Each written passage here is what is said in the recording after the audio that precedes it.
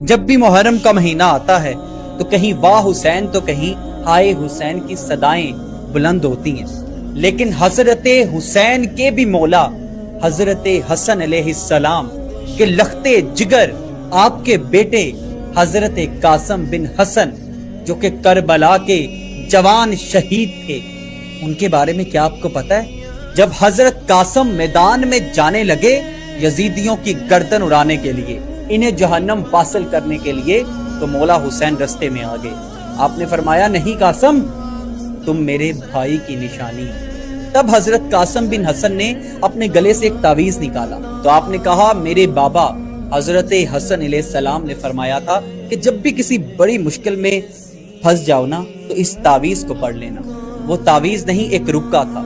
جب اس خط کو کھول کے پڑھا گیا تو اس میں لکھا تھا کہ قاسم، حسین پہ، میرے بھائی پہ کبھی مشکل وقت آ جائے نا تو آگے آگے رہنا، اسے حسن کی کمی محسوس نہ ہونے دینا۔ سیدنا امام حسین علیہ السلام کربلا میں پہلی دفعہ تب روئے تھے، اور پھر میرے مولا نے فرمایا کہ میں نے اپنی زندگی میں اپنے بھائی حسن علیہ السلام کی ہر بات مانی ہے، اب بھی مانوں گا، تمہیں اجازت ہے۔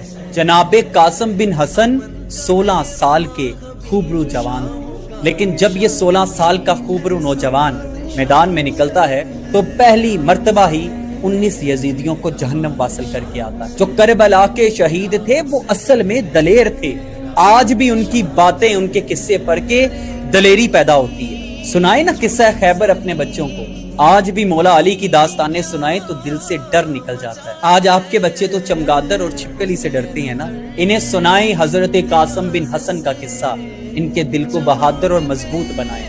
جب حضرت قاسم نے درجنوں لوگوں کو جہنم واصل کیا نا تو واپس آ کے کہتے ہیں چچا یہ یزید کا لشکر تو بڑا بزدل ہے، صرف چند قطرے پانی کے میرے حلق سے گزر جائے نا تو میں ان سب کو کاٹ دوں۔ تھوڑی دیر کے بعد عمر بن سعد نے کہا اکیلے اکیلے جاؤ گے تو علی کا پوتا ہے، سب کو کاٹ دے گا۔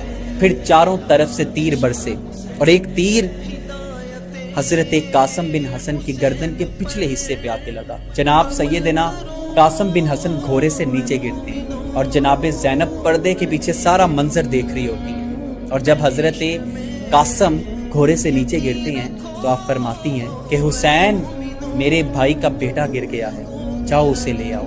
یہ رونے کی یا آنسو بہانے کی بات نہیں ہے، یہ بہادری تھی۔ ان باتوں کو سوچ کے بیان کر کے بہادری پیدا ہوتی ہے کہ چاہے آگے لاکھوں کیوں نہ آ جائیں، دل میں ایمان کی روشنی ہونا تو بندہ نہیں گھبراتا، یقین اللہ پہ ہو تو بندہ نہیں گھبراتا۔ اور اہل بیت سبق دیکھ